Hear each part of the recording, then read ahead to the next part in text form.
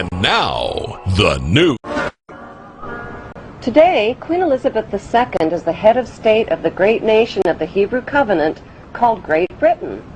Her genealogy chart, according to the College of Heralds in London, traces her blue bloodline back to Abraham, whom many modern scholars believe to be the Egyptian pharaoh, Amenemhet I.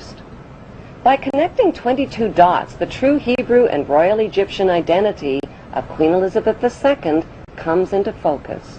Number 1. What is the stone of Jacob, a Hebrew patriarch, doing beneath the Queen's throne chair? Number 2. Why was the Queen crowned at her coronation ceremony on top of a symbolic Egyptian step pyramid? Number 3. The monarch's crown has 12 stones at the base, each representing the 12 Hebrew tribes. The 12 stones of the 12 tribes were also worn on the breastplate of Hebrew high priests in Canaan. Number 4. The Union Jack represents the reunion of the United Kingdom of the 12 tribes of Jacob, or Jacob. The Union Jack is red, white, and blue, the same colors as the 3 crowns of Egypt. Number 5. The royal scepter originates in ancient Egypt and was carried by the Egyptian god Amun and by Egyptian pharaohs, who called themselves the Son of God. The royal scepter is now carried by pharaonic descendant Queen Elizabeth II. Her scepter contains the world's largest cut diamond, called the Star of Africa.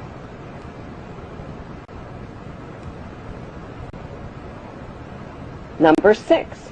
The Queen's punishing flail or whip is partially hidden under her arm. The flail or whip also originates with the pharaohs of ancient Egypt. Number 7. The symbol of the bee can be found within the Queen's royal wardrobe. In ancient Egypt, bees were the symbol of Egyptian royalty as well as the symbol of Egypt. Number 8. The symbols on the British coat of arms reveal Britain's Hebrew origin. According to the Bible, the harp symbolizes the Hebrew King David. The biblical lion and unicorn holding up the shield symbolize the nation of Israel. The motto, Dieu et mon droit, means God and my right, indicating the divine right of the British monarch to an eternal throne. Number 9. The headdress worn by judges and the Queen's high-ranking officials originate in ancient Egypt.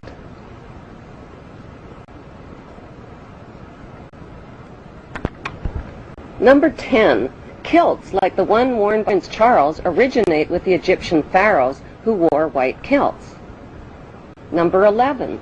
The hymn, Zadok the Priest, written by Handel, was performed at the Queen's coronation in 1952. Zadok the Priest was the biblical priest who anointed the Hebrew King Solomon while the people cried, "God save King Solomon! Long live King Solomon! May the king live forever!" God save Queen Elizabeth. Long live Queen Elizabeth. May the Queen live forever.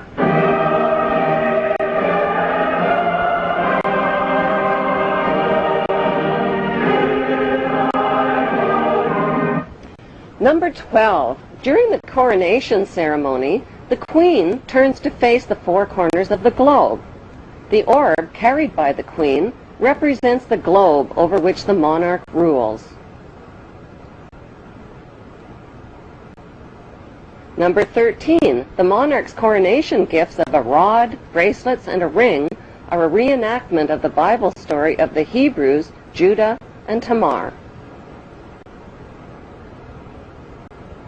Number 14. Royal jubilees originate in ancient Egypt. Egyptian pharaohs celebrated their jubilees after 30 years of rule. In pharaonic tradition, the Queen has celebrated both silver and golden jubilees.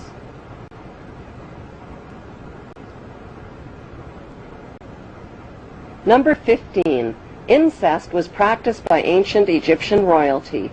Mothers married sons and brothers married sisters to keep the power and the money all in the family. Like their pharaonic ancestors, the British monarchy have a long history of incestuous inbreeding. Number 16.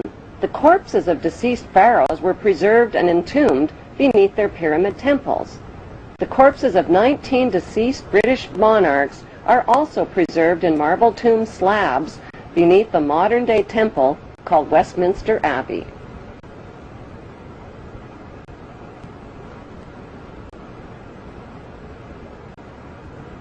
Number 17. The ancient pharaohs advertised their power with their image on coins and stone monuments. The power of the queen worldwide is advertised with her image printed on more coins and stamps than any other head of state in history.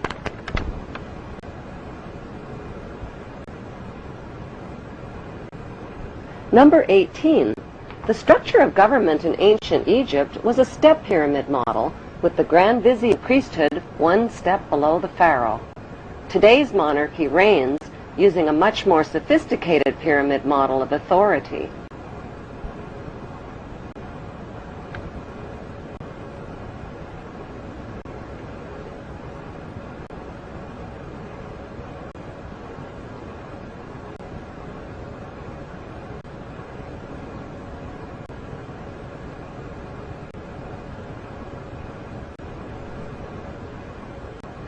Number 19.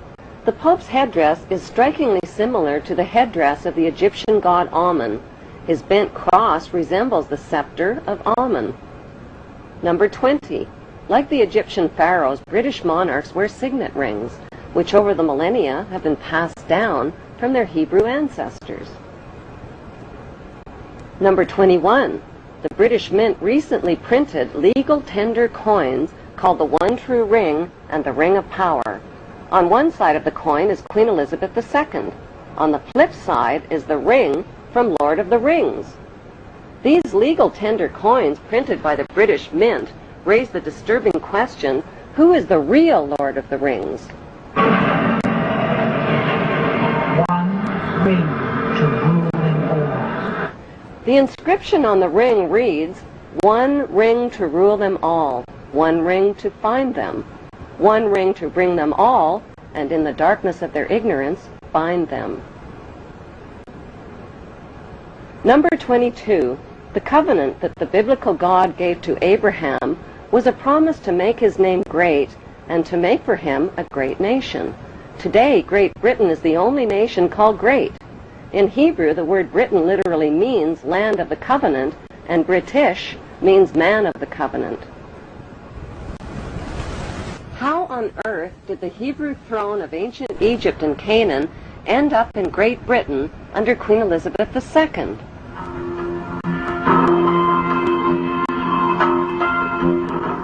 Historically, a series of powerful invaders, the Philistines, Assyrians, Babylonians, and Persians, conquered the land of Canaan, which the Hebrews called Israel.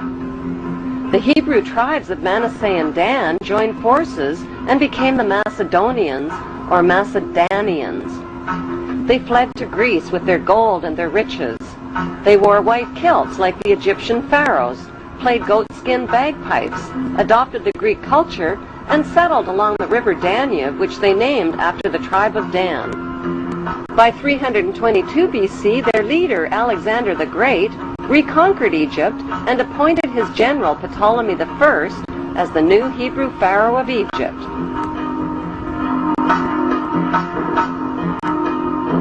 Cleopatra was the last in a succession of Hebrew Ptolemy kings. Although Cleopatra is considered to be the last of the Egyptian pharaohs, author Ralph Ellis claims that Jesus was the last of the Hebrew pharaohs of Egypt. Jesus, a pharaoh? How is that possible? The historical facts show that the last pharaoh of Egypt was Ptolemy XV, who was nicknamed Caesarion or Little Caesar. Born in 47 BC, Caesarion was the son